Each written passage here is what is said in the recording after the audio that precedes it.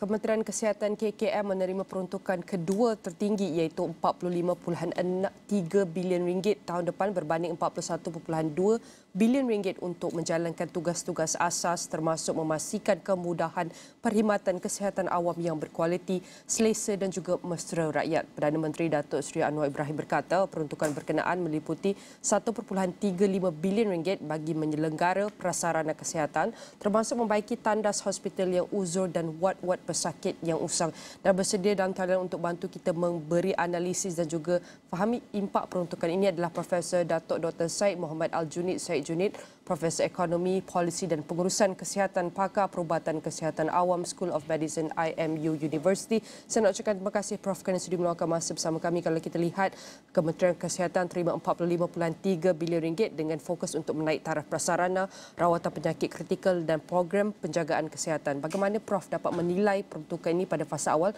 berdasarkan konteks ekonomi dan kesihatan sektor ini?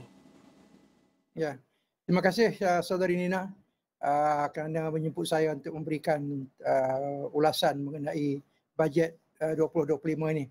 Kalau kita lihat nilai bajet yang diberikan kepada Kementerian Kesihatan iaitu 45.3 bilion adalah merupakan salah satu daripada bajet yang terbesar yang pernah kita lihat dan diterima oleh sektor kesihatan. Dan kita juga ambil maklum bahawa ini adalah merupakan bajet yang kedua terbesar dibandingkan dengan yang diterima oleh Kementerian Pendidikan. Jadi kalau kita lihat kedua-dua sektor kesihatan dan juga pendidikan ini memang ada kaitannya, dan salah satu daripada elemen dalam apa yang kita sebut sebagai social determinant of health adalah pendidikan. Balik kepada 45.3 bilion yang diterima itu, ini menunjukkan peningkatan 9.8% daripada tahun yang lepas, iaitu kurang lebih 10.7% daripada keseluruhan bajet negara. Jadi ini merupakan satu nilai yang agak besar, dan kita juga berterima kasih kepada Yang Berhormat Menteri Kesihatan kita Datuk Seri Zul yang berjaya meyakinkan Perdana Menteri kita untuk memberikan investment yang begitu besar dalam sektor kesihatan, terutama sekali apabila negara kita menghadapi berbagai cabaran dalam memastikan bahawa perkhidmatan kesihatan yang kita sampaikan kepada masyarakat kita adalah berkualiti baik dan dapat diakses oleh semua golongan masyarakat. Kita menghadapi masalah yang besar dari segi penyakit-penyakit tak berjangkit.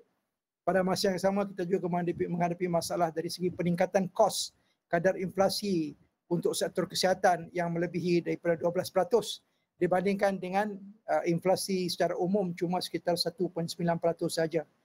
Kalau kita lihat elemen penting dalam bajet ini adalah ada keseimbangan di antara perkhidmatan preventif, kuratif dan pada masa yang juga usaha untuk mempelbagaikan sumber keuangan bagi sektor kesihatan, terutama sekali menumpu pada masa sekarang tumpuan diberikan untuk memastikan bahawa sistem cukai yang ada itu dapat kita olah dan juga kita sesuaikan supaya lebih banyak sumber keuangan dapat didapati daripada sistem cukai untuk dikhususkan kepada sektor kesihatan.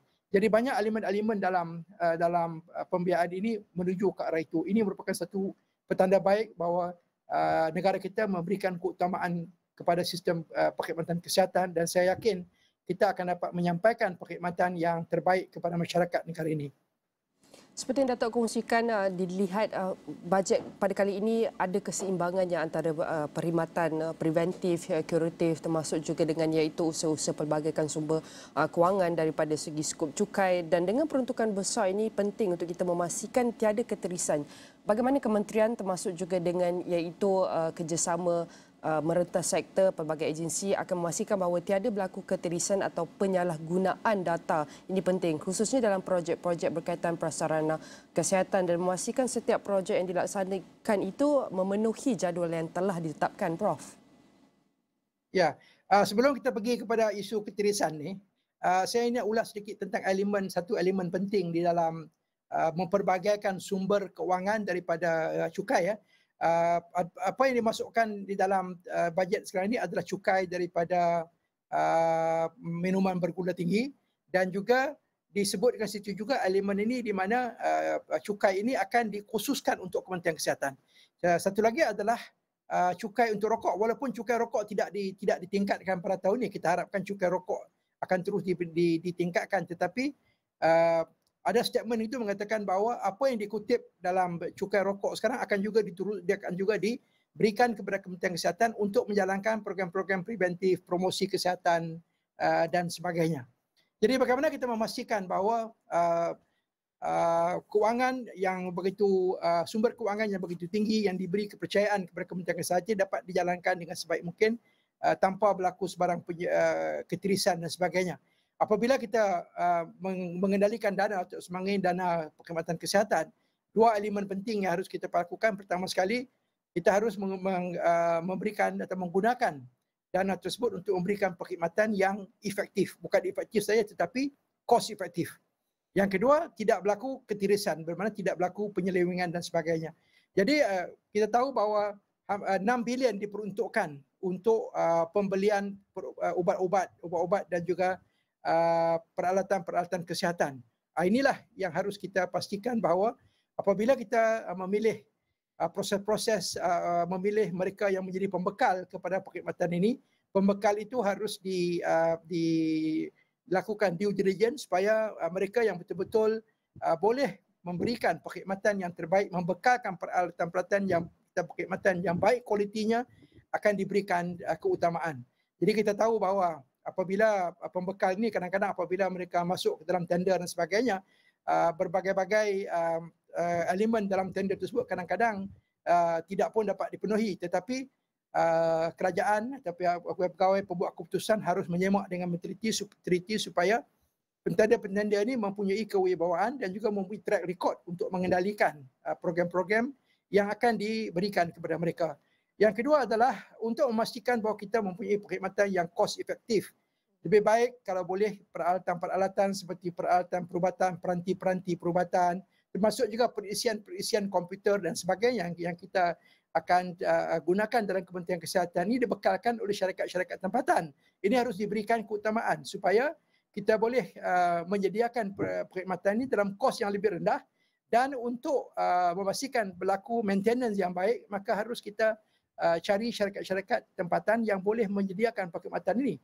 Kita tahu bahawa di sektor pendidikan dan juga penyelidikan kita banyak peranti-peranti dan juga peralatan yang dihasilkan oleh universiti-universiti tempatan, tetapi sukar untuk dilaksanakan di negara ini disebabkan oleh berbagai-bagai halangan. Jadi kalau kita lihat di kalangan penyelidik dan sebagainya, apabila berlaku sesuatu inovasi, sukar kita memasarkan di negara kita sendiri. Malahan ramai daripada penyidik-penyidik kita yang menghasilkan inovasi ini terpaksa memasarkan di luar negara. Dan ini merupakan satu kehilangan besar kepada kita, dan kita akhirnya menggunakan peralatan dan juga bahan-bahan yang dihasilkan oleh negara lain yang mana kosnya jauh lebih tinggi. Ini kita sentuh juga mengenai penjitilan. Dalam melakukan digitalization of healthcare misalnya, banyak software dan sebagainya peralatan ini boleh dihasilkan oleh syarikat-syarikat tempatan, dan ini harus diberikan keutamaan daripada kita melakukan promosi untuk mendapatkan ataupun bekal daripada luar. Seterusnya, proses untuk memilih pembekal dan sebagainya harus transparan dan juga mesti ada accountability. Dari segi ubat-ubatan dan sebagainya, kita harus menggunakan elemen yang disebutkan strategic purchasing, di mana kita membelikan peralatan ubat-ubat dan sebagainya harus dilinkkan kos yang diberikan dengan outcome-nya. Kalau sekiranya dibuktikan bahawa hasil daripada penggunaan ubat-ubatan dan sebagainya itu berkesan, barulah kita boleh memberikan pembayaran yang setimpalnya. Ini harus kita lakukan link, tapi of course untuk melakukan ini kita memerlukan data dan juga memerlukan kepakaran untuk menguruskan perkara ini dengan sebaik mungkin. Jadi itulah di antara elemen-elemen yang harus kita pastikan supaya berbilion wang yang diperuntukkan oleh Kementerian Kesihatan ini dapat diterjemahkan kepada perkhidmatan dan memberikan perkhidmatan yang efisien dan juga efektif kepada semua ahli masyarakat.